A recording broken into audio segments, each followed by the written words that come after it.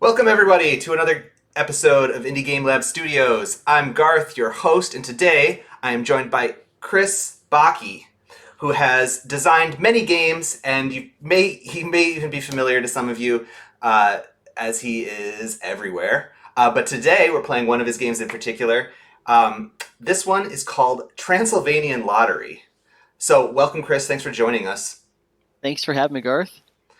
So what are we looking at here? Let me cut over to the game board here.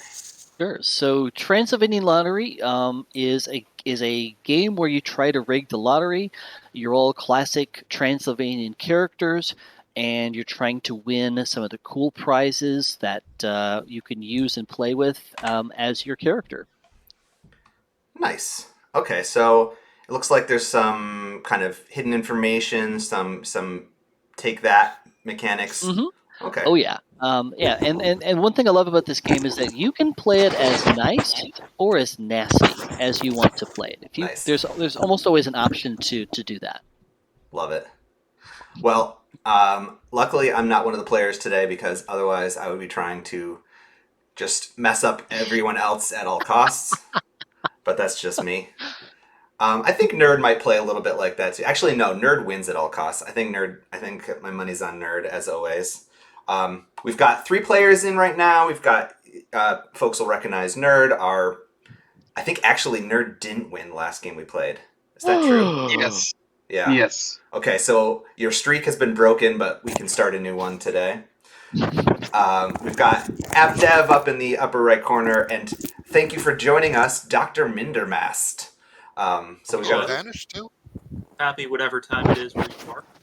yeah. So we got a three-player game. So this is a 2 to 6. hmm Does it kind of play differently depending on the player count? It does because the number of cubes that come out of the bag changes. The strategies change a little bit. But the strategies are pretty dynamic. But if you've figured out how to win at 3 players, you have an edge on playing at 4 players and 5 players and so on. Nice.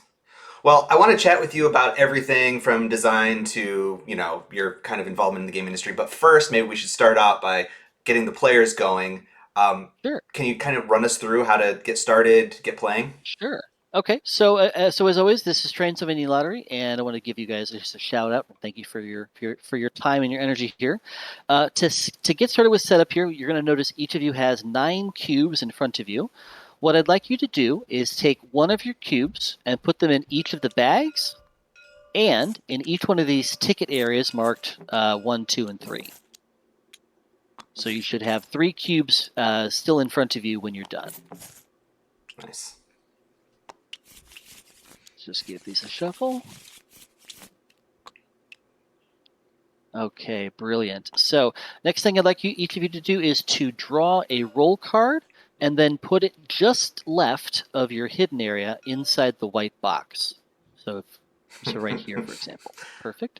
So this roll card is face up. Everyone will get to see who you are. So Nerd is going to be our nymph, and they're looking for music, power, and water. Dr. Mindamas is the goblin. They want blood, gold, and magic. Sounds about right. And then AppDev, did you get a card? He's the troll. I think he did. Put it in the non-hidden zone, Joe. Yeah. Here, I got you. There you go. Perfect. So AppDev is the troll, and you want blood, magic, and water. So these rolls are face up and known to everyone. Feel free to lock this in place if you like. And next thing to do is we're going to draw a scoring card. So draw that, put it face down in your hidden area. And once it's in your hidden area, flip it face up. So this should stay secret from other players. And just to show, not the whole deck. Sorry. It's okay. So just to show, rigging the lottery. just to show the streamers at home, I'm going to put a couple cards here in the middle. What's happening here? So what each player is going to get to see, I've got my roll card here, and I've got a scoring card here to the right. So each scoring card is going to have arrows pointing to the roll card. So for me, if I'm playing this game with these 2 cards here, gold is worth 4 points to me, music is worth 3 points, and power is worth 2 points. So everyone sees that I want these 3 things, but only I know how important each thing is to me. And then at the top of the scoring card, we see a few other things which I'll get to in a minute. But for the scoring cards, they'll always say 2, 3, and 4 next to the arrows, and the top part of the card is the same for everyone. So you want to put your scoring card in your hidden area there. Perfect. Okay, let's clear these away. Sorry, one of those Okay. TTS features I haven't used. That's okay. Yeah. Yes, so app dev, there, you want to pop it in there? Right spot, sir. Perfect. Yeah, so everyone can. So time walking is on DM mode, so they can see I can inside see everything. Ha! Awesome. Okay, so what I'm. Wow. Okay, so as part of the setup, I'm going to shuffle the action cards, and I want all of the action cards actually, not just that one. Shuffle them up, and I'm going to lay these out here on the action card spaces. Basically, this is the worker placement aspect of the game. This is where you'll be putting your cubes to take actions. Nice. So from top left to bottom right, basically, when you see a cube like this means the cube's in these ticket areas over here. So putting a thing on this space means you get to move a cube from one space to another up to that many times. So if I put my cube here, I'll get to take that action up to 3 times. And I'm going to just remove the drop zones there because I forgot that doesn't quite work. So when I put my cube here, I get to take that action up to 3 times. It is now used and cannot be used by anyone else for the rest of the round. Someone else might come here instead. So 1 cube per circle, basically. This space lets me move stuff from a ticket area into any bag of my choice. And what's important here is that you're moving anyone's cube, including your own, from one space to a different space. I could move. So if I came here, I could move this ticket, even though it's not mine, into any one of these bags. It doesn't have to be just straight left to right. Okay. The black arrows indicate a move, and the white arrows indicate a swap. So the swaps are a bit special. If I move here, I'm going to basically take 2 tiles for two cubes from 2 different bags, and then I can swap them if I want. Okay, the same goes with the cubes here. I'll take 2 cubes and then just swap their position. The bags are a little bit safer because when you draw from them, you're drawing at random, so you won't know exactly what you're going to get. But with this space, you're drawing from the bags, or from one bag, and then putting them in a different bag. And then finally, I'm going from a bag into one of the ticket areas. So this is your primary way of rigging the lottery. Each person has 3 cubes, so they'll take 3 turns during the rigging phase of the game. Questions so far? I think we're good. No questions? Yeah. All right, awesome. So let me put out some prizes here. So prizes are going to be your primary way of scoring points. As you'll see in your scoring card, okay, I'm going to move that down there. Wow, we're just going to have a ton of curses here. Okay, wow. Haha. This is how we know it's live, people. Nice. Okay, what the hell is going on here? There we go. All right, and just to make things a little bit, yeah, so the common cards, Are they common? all right, you know what? I'm just going to, there we go. That's fine. Okay, so there are 3 types of cards in the deck. We have the purple cards like this that are the royal prizes. So these are always worth 5 points to everyone. Nice. Okay, and there's a bit of flavor text on there. You're welcome to take a look at that as you like. The red cards are cursed prizes. So they'll still score you some points, but not as many. And the person with the most curses at the end will score 5 points. And if there's a tie, then ties are friendly. The normal types of cards, which I'm surprised we only saw 2 of, will always have 2 icons at the top. The cursed prizes will only have 1. Nice. So again, the cursed prizes will still score you some points, but the normal prizes will score different amount of points for different players. And the royal prizes in purple are worth 5 points for everyone at all times. So this is where looking at someone else's roll becomes important now, because the one player might want both of these icons. I'll call that a double for the sake of argument. So this is why the rolls are public. You can see exactly what everyone wants. Okay, so we are set up and ready to go. Who most recently gambled in some way? Anything? I'm guessing it's Joe. Joe's a gambler. Anyone? Joe's a NFL gambler? football. On NFL football, but that's been a while since. I don't gambler at all. It's been a few months since football. Yeah. Well, if you're the most recent person that's gambled, let's have you start. So on your turn, you're going to place one of your cubes on one of these circles, then take that action up to that many times. This is a 3-player game, so ignore the circle on the bottom of each card, as those are used for 4+ player games only.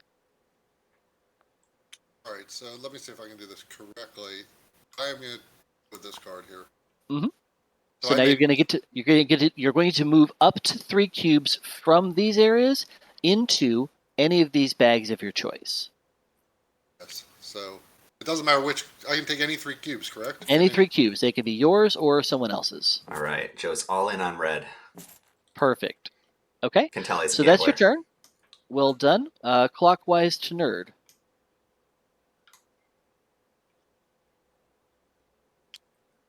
I mean, since we are starting off friendly, Okay. So that's going to let you move stuff from one bag to another. And again, you're just drawing out of a bag at random and then putting it back into any bag of your choice. they're already randomly shuffled, or do I have to do it manually? They are. Yeah, they're set up Okay. to order random. Okay. What surprise! Okay. What a Wait, surprise! Are they shuffled? Nice. We are starting off mean already. Are you sure they got shuffled? That seems odd. They did get shuffled. Yes, they're set to order random in TTS. Okay, Dr. Mindemas, your turn, sir. Okay, let's see. Pretending that I know what I am doing here. That's my life. So Alright, one thing. So if I'm understanding, sorry, go Go ahead. I was going to say, yeah, what you're basically doing now is you're rigging the lottery, because during the lottery phase, we're going to be drawing cubes out of the bag and seeing whoever has the most cubes drawn. Whoever has the most Okay. cubes drawn wins first choice of these prizes. Whoever has the second most drawn gets second choice. And then if there's a third place, then they'll get the last choice. In case of ties, the cube drawn later is considered the winner of the Nice. tie.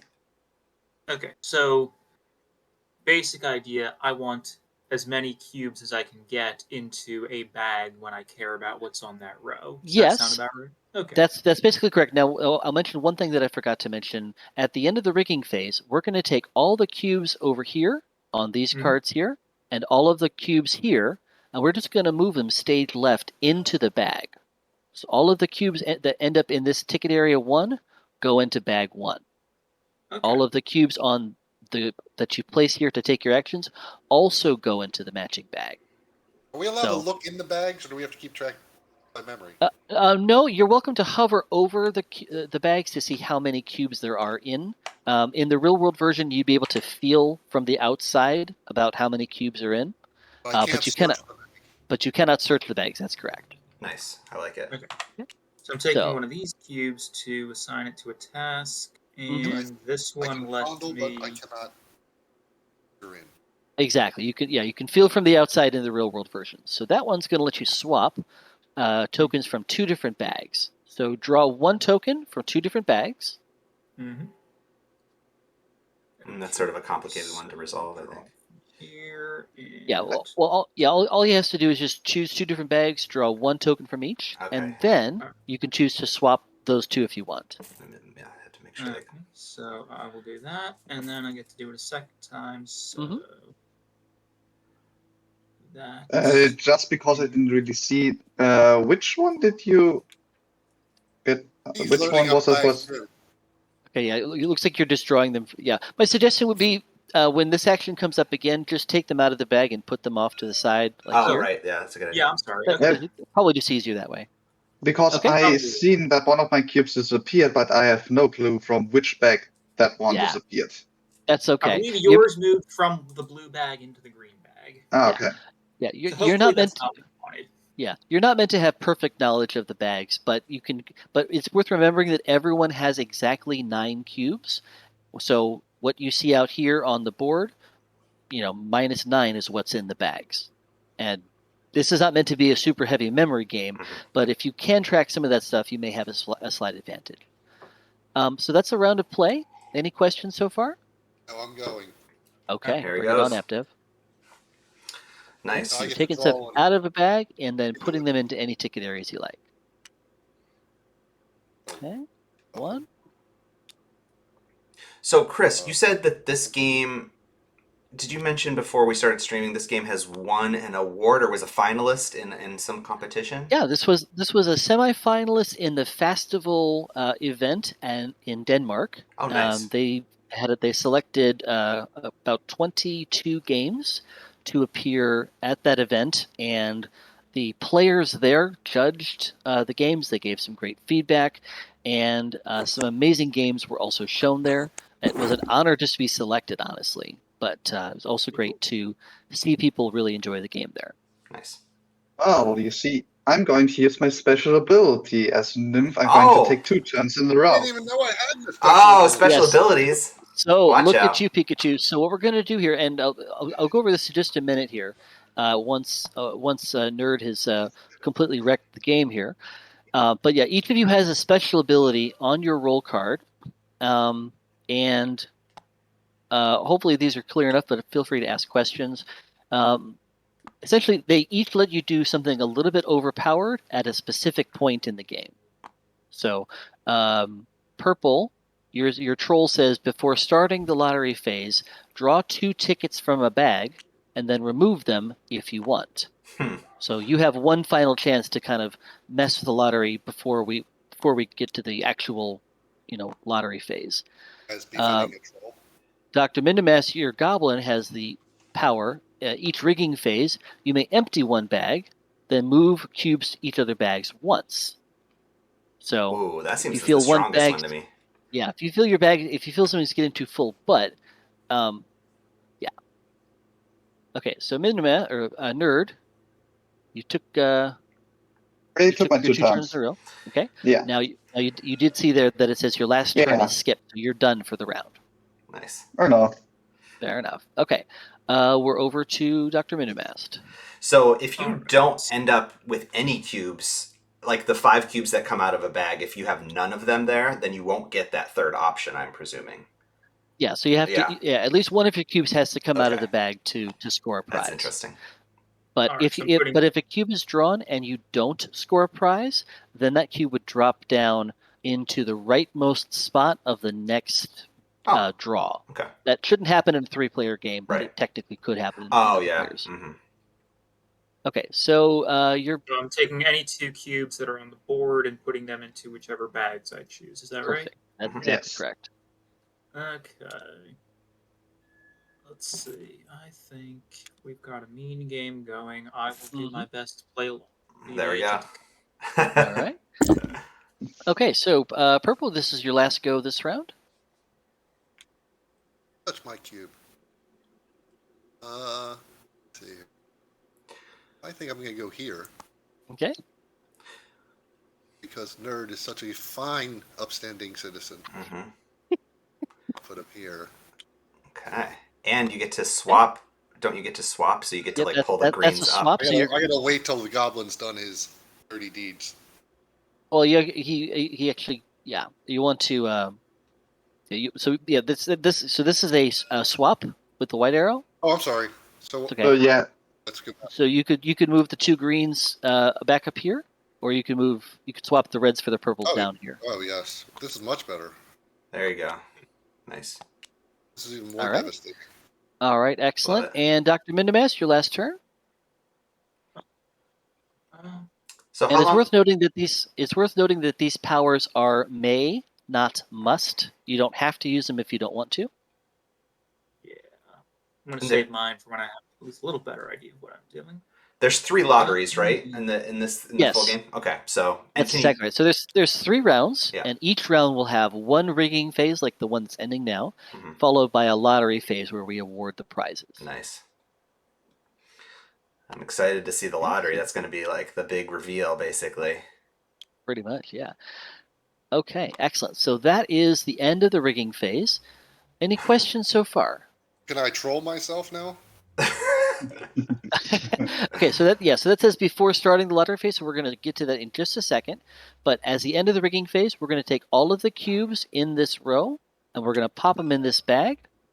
So let's go ahead and do that now. Once we've done that, AppDev, you'll be able to do that power. Again, if you want, you don't have to. Okay, so now, before we can't look into the bag, but you may, if you want, draw 2 tickets from a bag, and then just return them to that player. Oh. So What if you it's can, me? Then do I have the option of putting it back in if it's me? yes. So Okay. you're either drawing it and then putting it back in the bag, or drawing it and returning it to that player, so it's no longer in the Nice. lottery. Okay, did one. Oh, Oh. both of them was his. Wow. Okay.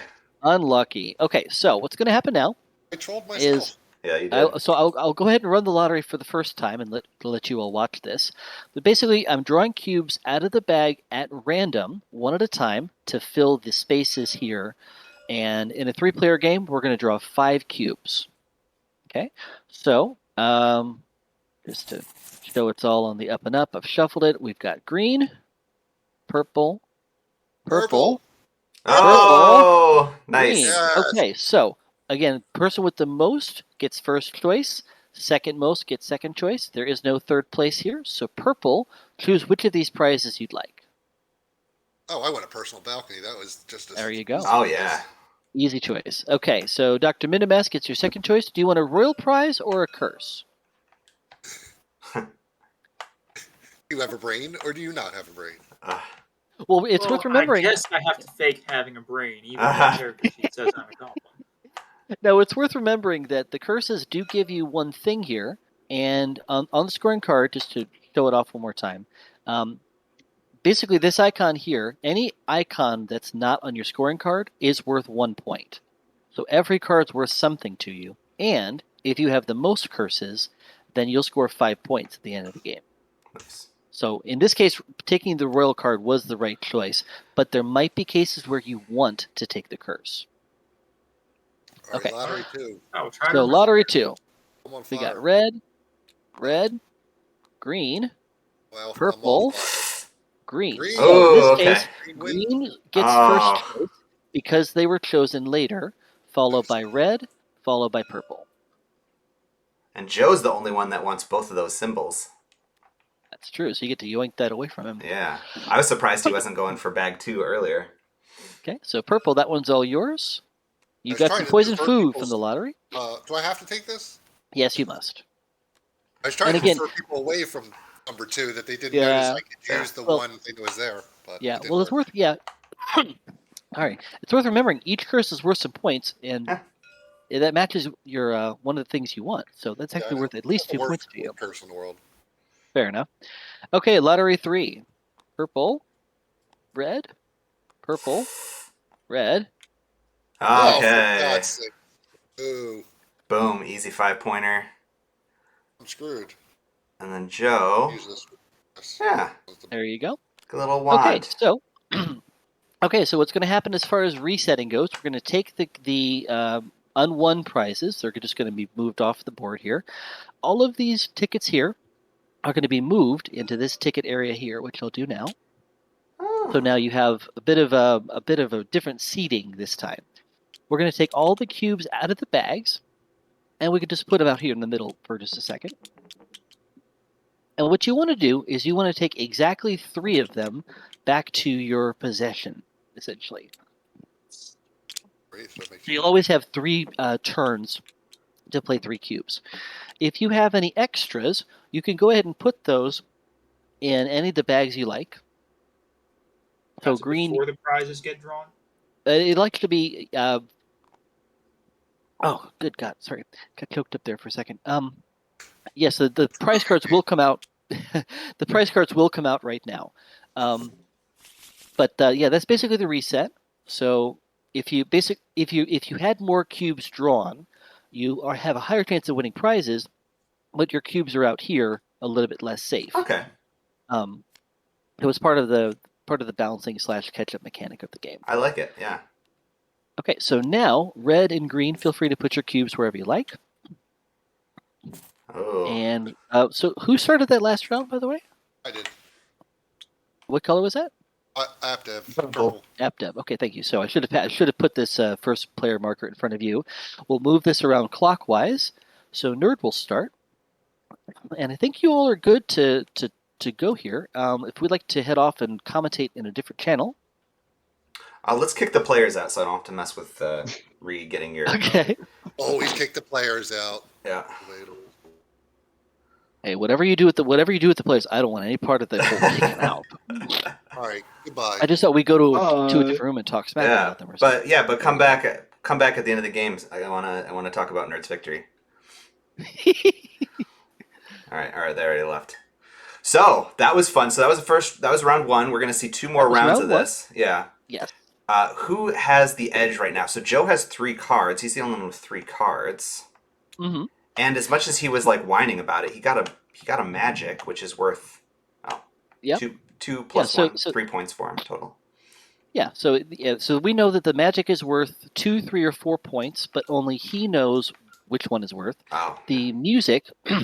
The music isn't on his card, but every card scores something. Mm-hmm. The blood is also worth 2, 3, or 4 points, and then the royal card is worth 5 points just straight up by itself.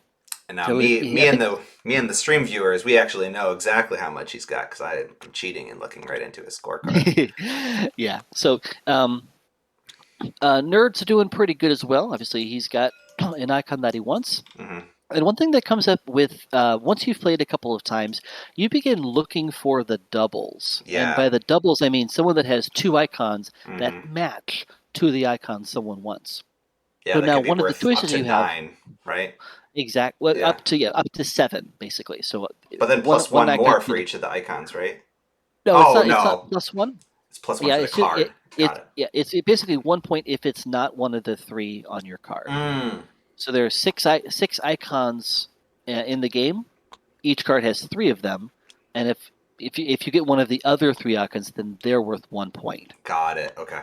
But yeah, one card could be worth up to 7 points to the right player if they get that card.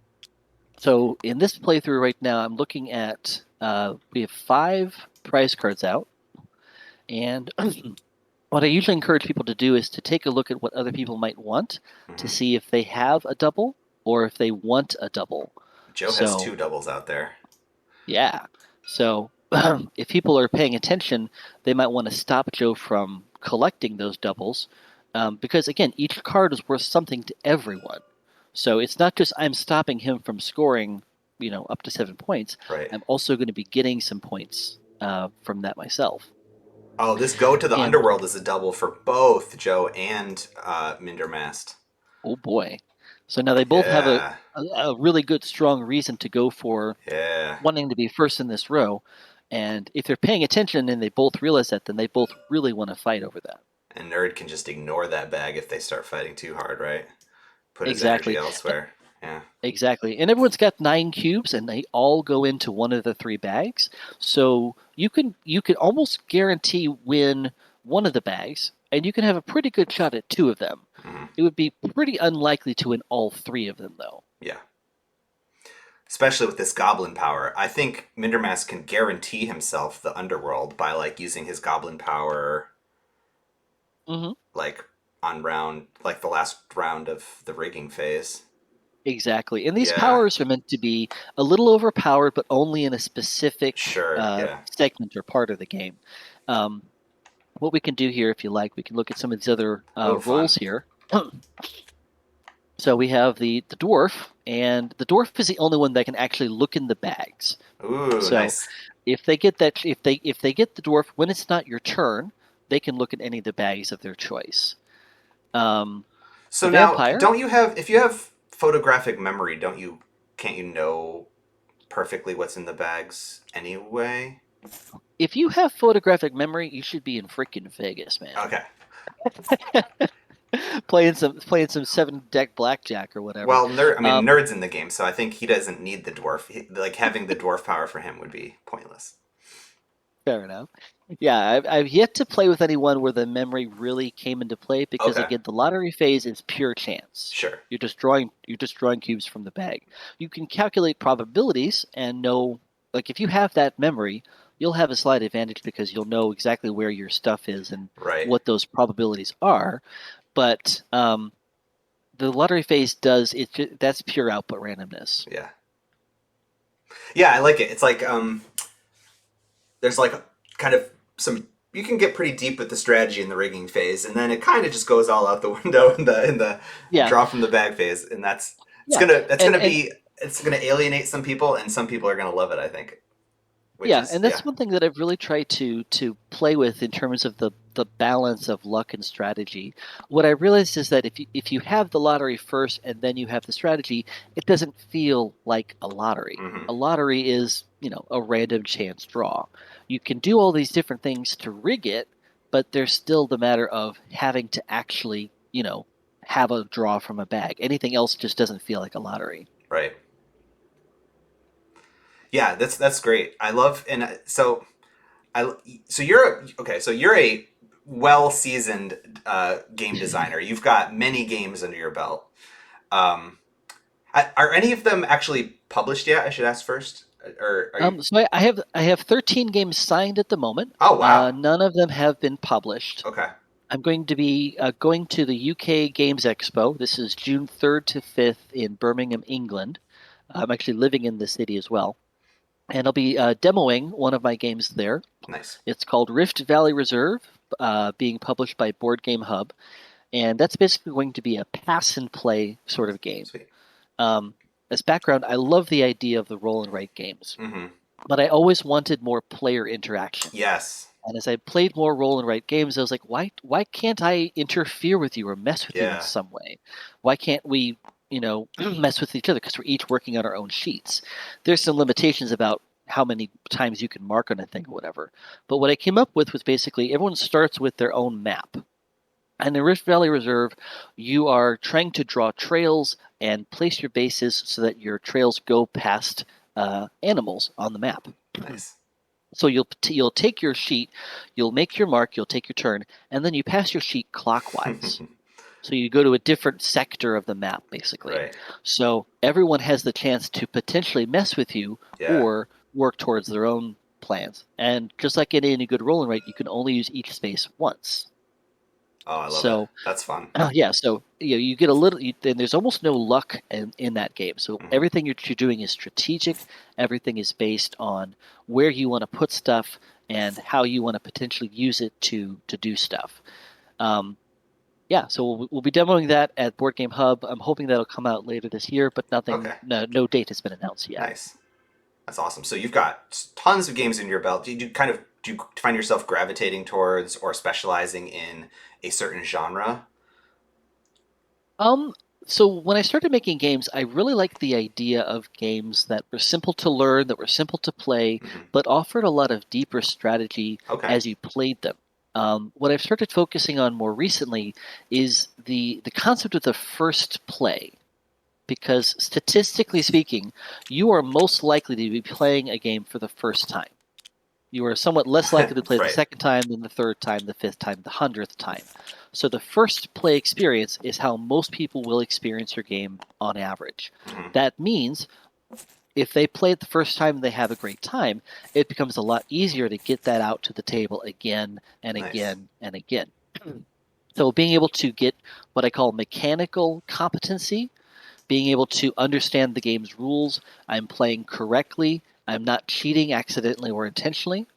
Once you have that, and only once you have that, can you get to strategic competency. I am playing with a purpose. I have a good idea of what I'm doing. And once you have that, then you get to the fun part of the game. Yeah. Making your plans, making your strategies, and then seeing them come to fruition. So looks like Joe won the big card there. Yep. So he's going to have to choose whether he wants the double or the royal prize. Go to the underworld is worth more points for him. Mm-hmm. But I guess the royal prize he could deny from other folks. Oh, actually, Yeah. So I'm seeing his card. It's actually worth the same. Both of the cards are worth the same to him. So. okay. Yeah. So what he might realize is that by taking that one, and because green will go second because of the Yeah. draw order, he might want to take that double just to keep it from anyone else. Yes. Okay, and I'm also seeing in my cheat view here, I see that it's also worth 5 for him. So actually, as much as they might have wanted to fight over that card, it didn't actually matter. I'm surprised Nerd was even in that race at all, but he's going to get a card too. Yeah.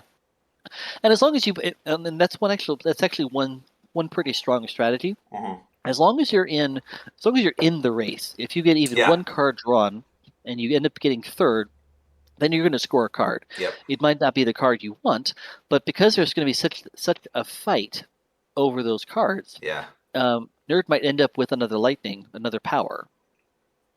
So it won't be a double for him, but that seems that like could be his. Yeah. Sorry. Yeah. It just seems like a strong strategy. That's, I think, what I would probably be doing is trying to balance out my cubes, unless there's something really particularly powerful. But seems like getting 3 cards per turn seems, or trying just to get 3 of anything seems pretty strong, because you might luck into getting first or second exactly pick, even if you're spreading it out. Exactly. So one of the ways the game changes in 4, 5, 6 player counts is you're not necessarily guaranteed to win a prize every time. So in this lottery we just drew, green's not going to get a prize. One of them will get discarded. Right. But in 4, 5, 6 player counts, the chances are high that you might get a ticket drawn that doesn't get a prize because it was drawn earlier or whatever. So what happens in that case is that it just gets moved down to the next bag in the rightmost spot. So your cube comes out really far ahead. Yeah. In that case. So green's going to win this one, followed by red. Okay. So Nerd ended up with 3 cards this time, and 2... One of them was really good for him, the cursed card, and 2 others were sort of meh, but still. Exactly. And then these can come out of the way. Nice. Yeah, so you were talking about first plays. Here we are, 2/3 of the way through this game. It's kind of an interesting sort of game we've got going. So. Yeah, so what's going to happen, I'll just help them out here. What'll happen now is they'll get the chance to see the cards for this 3rd round. Yeah. And there's basically a rule in the rule book that basically says if all 3 of them come out the same, just discard the last one and then put them out. So you'll always have at least 2 types in each row. Looks like we got a nice distribution here. There's only one royal card here. I know Joe has been ignoring the personal goals and just going for purples if he can. Yeah, and it's worth knowing, of course, right now Nerd's got 2 curses. Yep. Looks like Purple's only got 1, but with 4 curses out, this is still anyone's game for the curses. That might determine the winner too. It's a 5-point swing. I mean, up to a 10-point swing. It can, yeah. And one thing that I was that's been fun to teach about this game is that as you begin to see the opportunities, you might want to take a curse. Like Nerd was the first draw, and he took a curse. That might feel or sound counterintuitive, because why would you take a curse? But even the curses are good for you in this game, because it's still a lottery. You still want to feel like you're winning a prize. And some of the flavor text kind of goes along with that. I love that. I was just going to say the flavor text is just amazing in this. You've left the images off. I'm sure we're going to add like awesome art once this game is designed or published. But just the flavor text is delightful. Exactly. And by the way, if there are publishers looking at this stream or watching this out, hi, I'm Chris. This game is Transylvanian Lottery, and this game is looking for a forever home. Please feel free to reach out if you feel this might fit your catalog. Thank you for the self-promotion. Perfect. Yes. Let's and here put up your so entrogames.com. You can find Chris. Here's Transylvanian Lottery, 3 to 6 players, ages 8 and up, 20 to 30 minutes. This is a nice. I mean, we're kind of taking it at a casual pace, but I definitely could see that this game could go nice and quick. Oh yeah. And it's one thing that I try to do when I make games, just to come back to that earlier, looking at the first play experience. This is a gateway level game that teaches you some of the very basics of worker placement, because once you use these spaces, they can't be used by anyone else. As the player count goes higher, you'll have a few more spaces that open up. And as the player count goes higher, we'll actually be drawing more cubes from the bag to make up for the fact that there are more cubes in the game. So at 4 more players, we'll add 2 cubes here. At a 5th player, we'll add another cube. Nice. At a 6th player, we'll add another cube. So we could get up to 9 cubes from a bag. And because of that tiebreaker, getting drawn last is a lot better than getting drawn first. Totally, I know. I like the excitement builds as there's especially if there's ties going into that last pull. Exactly.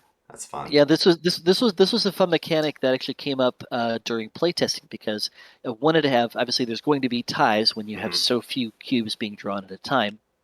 So ties were frequent, and I think it was actually a playtester that suggested, well, what if the later you draw the cube, the better it is for you?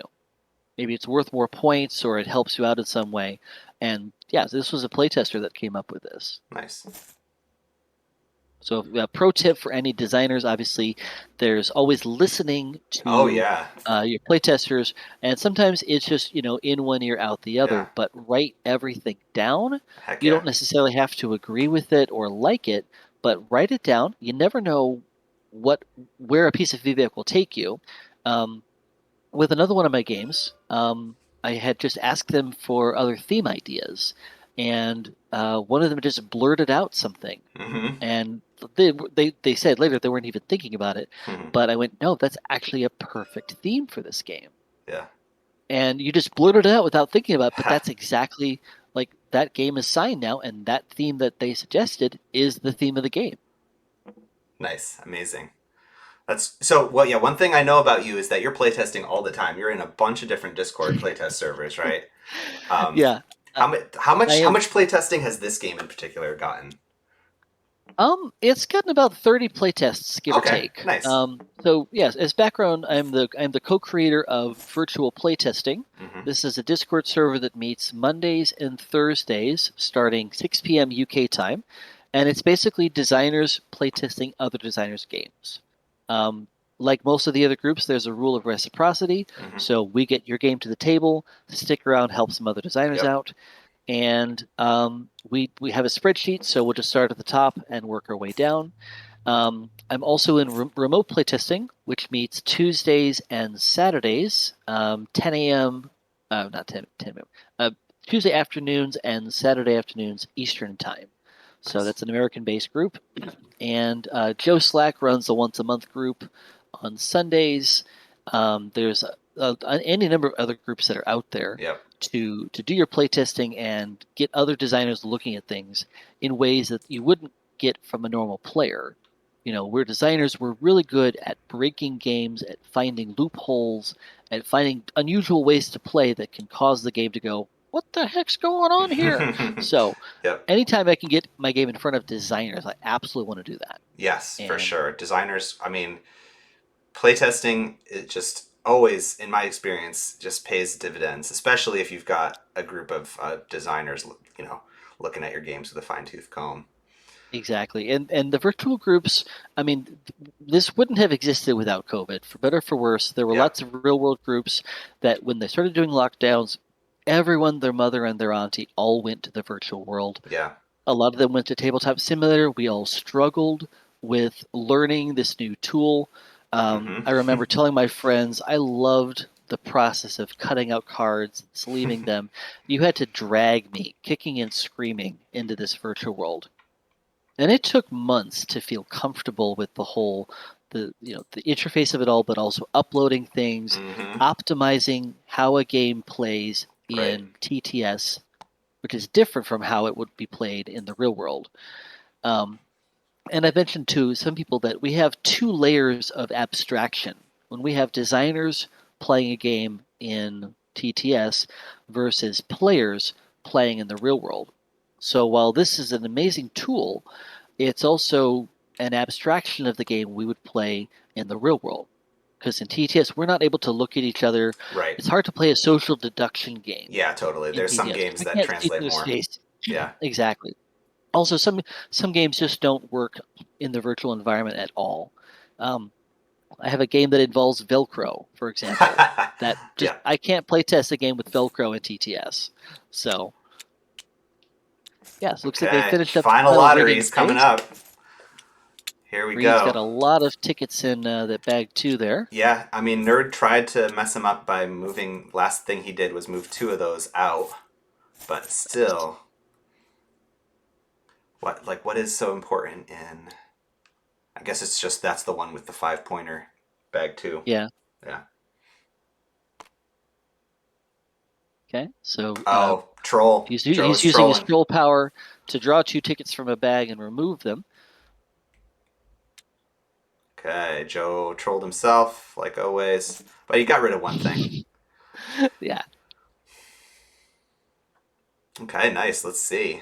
Okay, 1 for Joe, 1 for Nerd, 1 for Joe, 1 for Mindermast.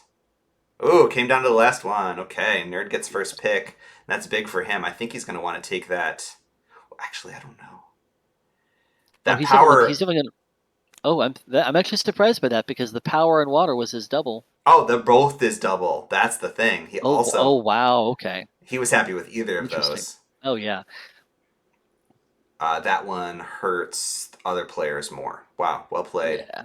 Okay, but now he's tied for the curses, so that's another 5-point swing that he wants to make sure he can. This is going to come down to the wire. Yeah. And again, with there being so many curses in this last round, that can definitely swing it up.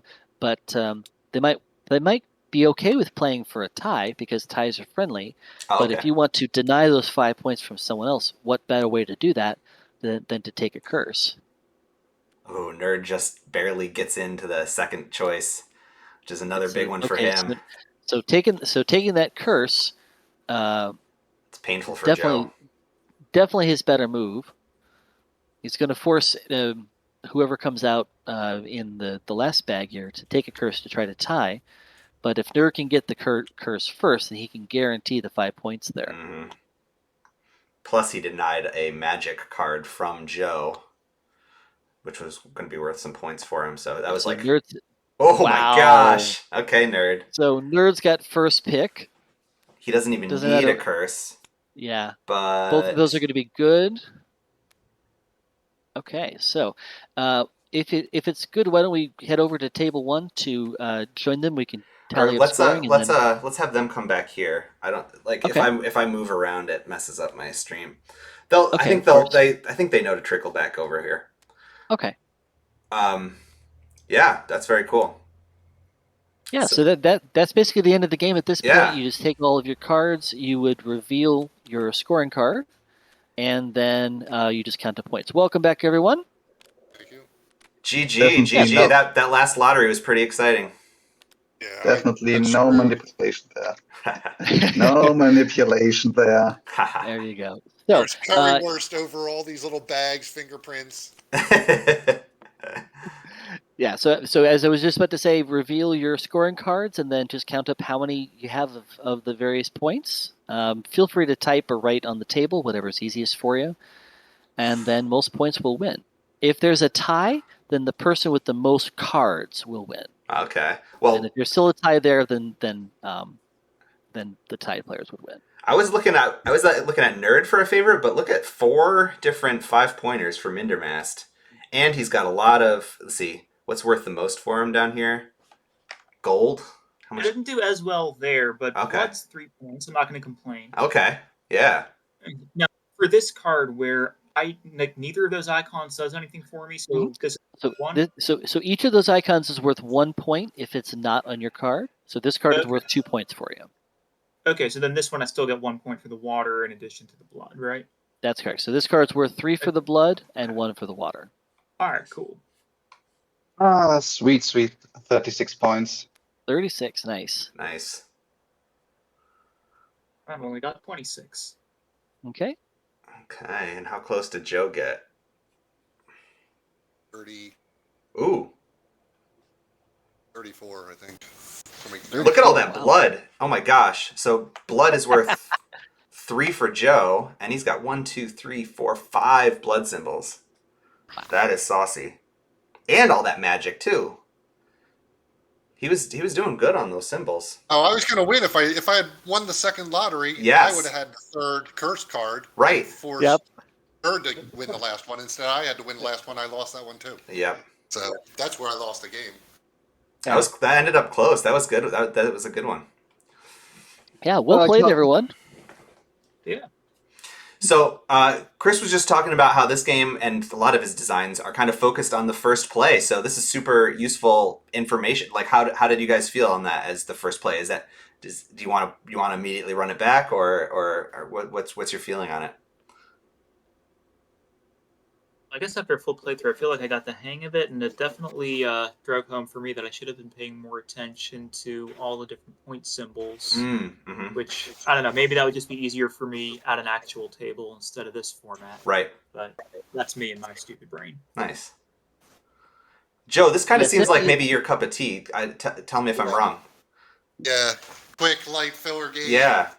High replayability, typically better with more players to a point. Obviously, it gets to the overload point. So yeah, I mean, I think these kind of games fit in with any game group because when people are coming in, the early people can play them, and the people who want to stay late can play them, and someday you just have filler games all night. Mm-hmm. So, like I said, I think these kind of games have a lot of a large audience because also, I mean, how old do you think you need to be to play this? I'm guessing. Honestly, I would say 8 and up on the box. Yeah, Yeah. In terms of strategy, you already know how to put stuff in a bag, and you can kind of calculate your chances with that. The only thing that might be a bit tricky for an 8-year-old to pick up is exactly like the best way to play some of these actions. Yeah. But they're all really simple actions. It's all just moving stuff or swapping stuff. I also like the idea of a tactile. I don't know if it's a mechanic, but fondling the bags. I don't know what the goal is. Is there really going to be cubes in the production, or is it going to be coins or tokens? I think something like that, where the tactileness of it. You don't normally have games that involve feel. Yeah, I like that aspect, even though we didn't get to experience it in this. Yeah. You know, it would be in real life. Yeah, obviously in TTS you could just kind of hover over the bags to see the number of bags. No fondling in much the same way that you could. No fondling necessary. No. But the fondling would be more fun, especially if you're in a 6-player game and there could be a fairly full bag. Mm-hmm. The fact that you don't know exactly, unless you kept count, like a blackjack counter, where you keep it in your head, the counts of all the bags, you're going to have to, the feel is going to be a skill in this game. Right. If you Exactly. can kind of accurately predict how many cubes or whatever it is in the bag, you're going to be an advantage to other ones that don't have that skill. Exactly. Which is a weird skill to have in a board game. Yeah. And one of the cards. If you don't know what's in the bag, even if you know how many. Right. Mm-hmm. So and there are 2 ways you can kind of play with that. One of the roll cards is the dwarf card, and that says during the rigging phase when it's not your turn, look in any of the bags of your choice. This is the only character that actually gets to look in the bags. It's also worth remembering, of course, and I mentioned this to newer players, that each person's got 9 cubes. So whatever you see on the board, is obviously not in the bags. Oh, so I didn't with think red, of that. I can see 4, 5, 6, 7. There's only 2 cubes left in the bag. A little deduction as well. Exactly. I mean, that was part of my strategy because in the second and third game, I had all my cubes all the time revealed. So no thinking about it. And also allowed me to block out possibilities where I can swap my cubes if I block those top 3 cards. So are those 6 action cards that came out, are those the only 6 in the game? Is there room for more different types of action types? So those are the 6 cards for the 6 spaces right now. I've experimented with others, but what I found was that depending on which cards come out, some cards will feel overpowered or underpowered, and just trying to make sure that these are as balanced as they can be. Every game they're put out in different places, so different actions, and of course, wherever you put the cubes here, they go straight into the bags. So if there's lots of curses down here, I am committing a cube to this row with all the curses. Now again, the curses will still score you points, but by taking this action, you have to put that cube in that bag. Yeah. Chris, have you just thought about having the ability to rig the drawing, like not before the drawing, but during the drawing? Like instead of, if I had the ability to make a 6 cube lottery, right? Or the ability to like delete what just came out one time, right? Say, okay, that cube just didn't happen. So you're actually rigging the drawing, not the setup before the drawing. That's exactly what the ghost here can do. And there's two others like this. So the ghost says, during the lottery phase, as bag 2 is drawn, remove 1 drawn token, then redraw it. Oh, so he's haunting specifically this bag. I like it. Exactly. And there's another roll that does the same thing for bag 1 and bag 3. Now, obviously, the goal of the lottery phase is obviously more luck-based. The rigging phase is more strategy-focused. And I was trying to ensure that it stays as close to a random draw as possible, but still gives each person a chance to have this one overpowered sort of moment each round. That's awesome. I wouldn't even mind if it was tied to somehow the playing of the tiles, which already, where you play your tiles influences the bag, but if somehow it allowed somehow the person with the most something, or there was some ability to affect the draw, like just one person per round, I think it might be cool because it would also affect. Am I going to try to go for the person that gets to affect the draw, or do I try to take? Is it more powerful to make the play during the rig, right? Exactly. Beautiful. Thanks for that. So and Nerd, any other pearls of wisdom from you? Oh, that's a great. Yeah. Nice. Well, Chris, 2 weeks ago we had Ellie on. He had just funded a successful Kickstarter, and we talked all about Kickstarter with him. Like while we've got you here, you're sort of taking the other approach with game design, right? You're not trying to do Kickstarter things. You're all about the pitching. Do you have any like how has the pitching been going for you? What sort of like tips might you have for our viewers who are trying to pitch to publishers? Sure. So obviously, crowdfunding and pitching publishers, they're the two main ways of getting your game to the table. Each of them has their pros and cons.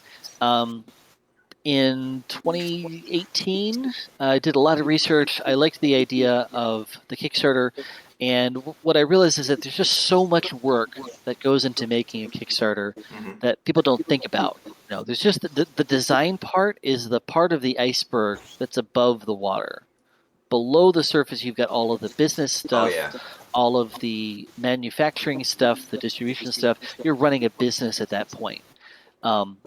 I realized I could do it, having done the research and building the network, but I like this creative part of playtesting, of iterating, of creating cool experiences.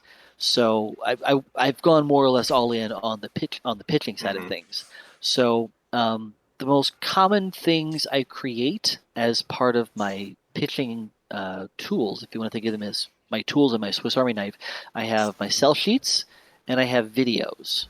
Nice. And my sell sheets, you already know what a sell sheet is. It's your classic one-page resume of your game.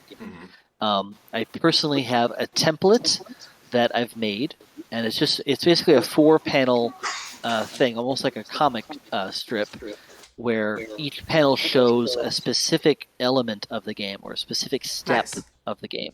And if you want to see how this looks, feel free to go on the website, entrogames.com/games. That shows the current games in development. It shows the sell sheets for the games, and this is available to anyone, gamer, publisher, or casual viewer. And these are proven sell sheets, right? Because you've used these sell sheets to get these games signed. So this is a proven formula that we're talking about here. Yeah. Thank you.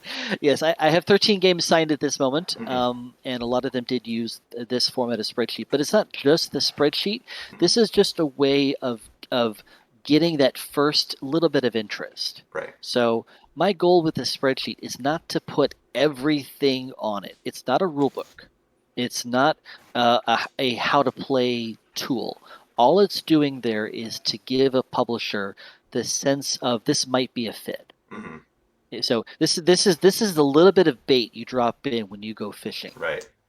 And if they're interested, if they're hooked on the idea, based on what they've seen here, then they might go to look for a video. And the video is your chance to take 2 to 3 minutes of their time, up to 5. Don't make a video longer than 5 minutes. Hmm. To take this short amount of time to talk about the game, to talk about your design process, what the game looks like, what the hook is of the game, what's going to make this experience different than the other games that are out there. Yes. Right.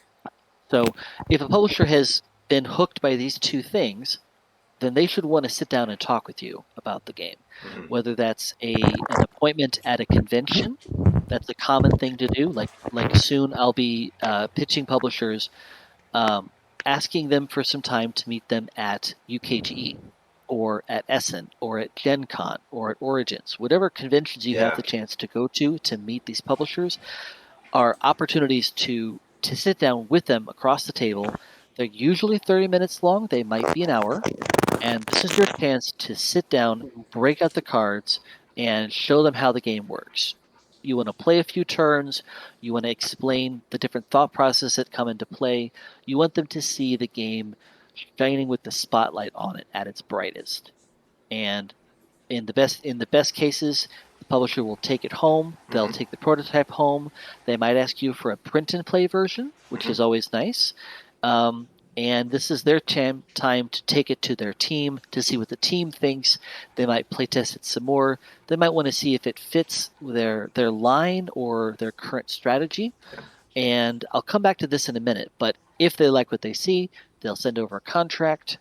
Obviously, you want to take your time to review it. Hmm. You sign it, and things go from there. One really important part of pitching that gets overlooked a lot is the research part of pitching. Mm. So think of I'll take Stonemaier games for the sake of argument. You've seen Tapestry, you've seen Wingspan. They have a fairly specific brand. Right. And they have a really good submissions page where they describe the types of games that they're looking for. I really wish more publishers did that, but they tell you what they're looking for. Yes. So if I were to submit my Cards Against Humanity clone to Stonemaier, it just wouldn't be a fit. It'd be a waste of everyone's time. Right. So the research here is about coming correct. Can you picture your game alongside this publisher's game? If we were to put all these games on the same shelf, does it look like you would fit in? Right. And we're not just talking about box size or retail price or themes or whatever, but does it feel like it kind of fits with that line? And sometimes that answer is no, so I just wouldn't pitch that publisher that game. Mhm. You want to think sniper, not shotgun. You want to have a target Yeah. that you've carefully researched. Maybe you know their patterns, you know their habits, you know what types of things that they like, and you want to pitch them specifically, the specific games that work for them. And if you have a lot of games, you want to pitch 1 or 2 games to a publisher. Even if you have more games that might fit, Mhm. you want to pitch 1 or 2 max. And part of that just comes back to respecting their time. It also comes back to trying to find the very best Right. fit for this publisher. Love it. So yeah, I mean that's a big. So if you're one of the people that wants to take Chris's route, right, and go for the pitching thing, you want to have a bunch of different. I think like you can make one game just perfect it, but it sounds like a lot of people are having the best success by having multiple different kind of well developed games in your sort of repertoire. So if you start networking, start lining up these pitch meetings, going to the conventions, getting publishers to know you and want to talk to you, you can look at what they're looking for, right? And have Exactly. something for them. Yeah, and researching a publisher does require you to kind of put on your Sherlock Holmes hat here a little bit. If you see that they're if you see that they take a lot of time to talk about the story of the game, the Mhm. lore of the game, I might infer that the theme of the game is really important.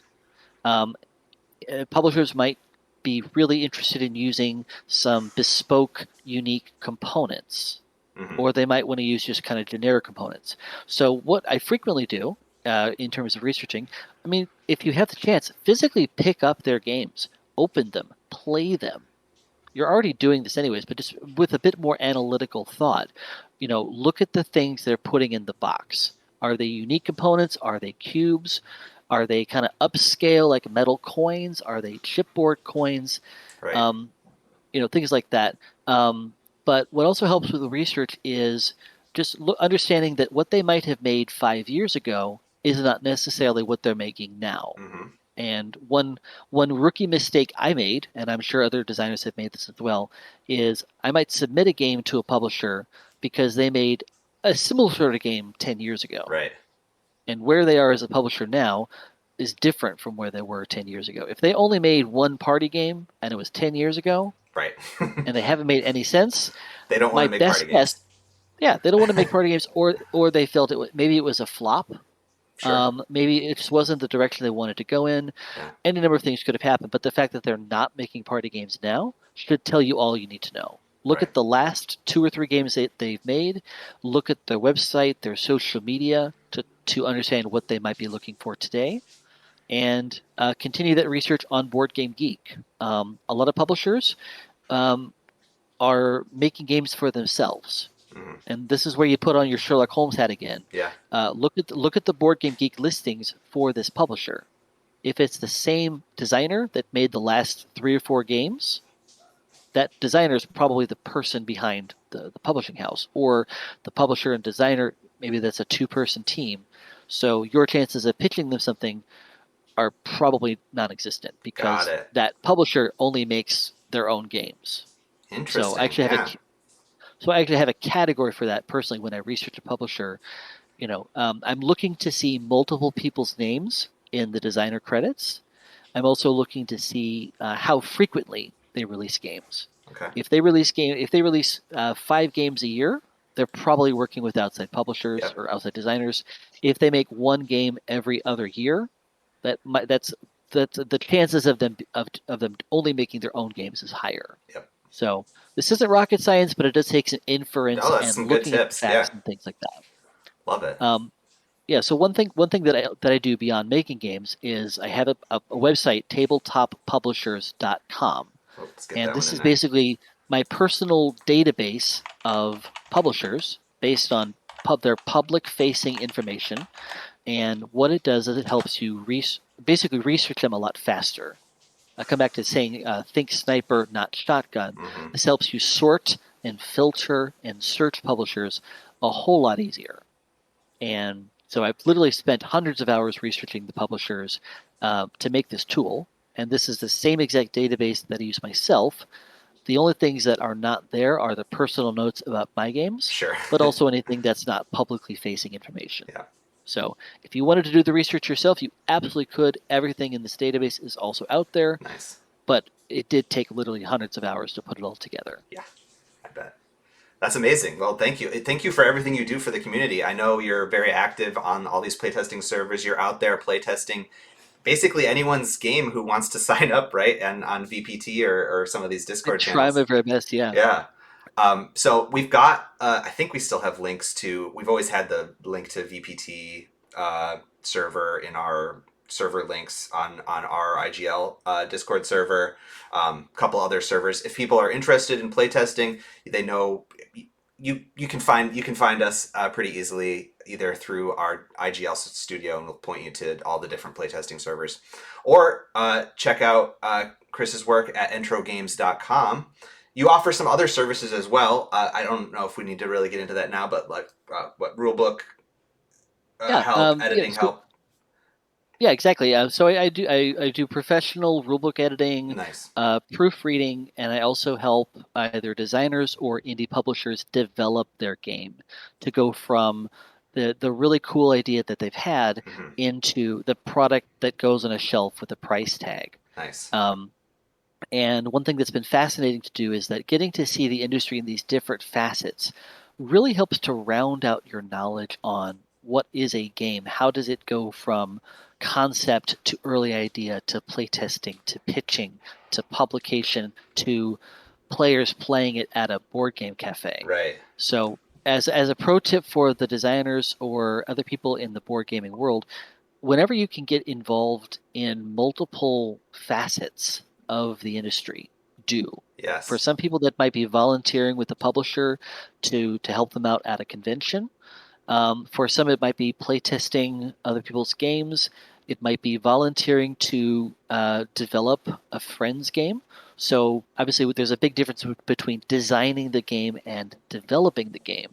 But anytime you have an opportunity to experience these different facets, take that opportunity. Great. Yeah. I mean, that's another great tip. I mean, that's why I can't tell you how much I've learned personally just doing this little video series that Joe talked me into Yeah. here. It's great to just get involved however you can. Exactly. And there's plenty of opportunities. There's plenty of Facebook groups. There's Yeah. plenty of subreddits. There's lots of people on Twitter that love talking about games. There's people that make videos. And however you like to get involved, there's going to be people out there that do it as well. Right.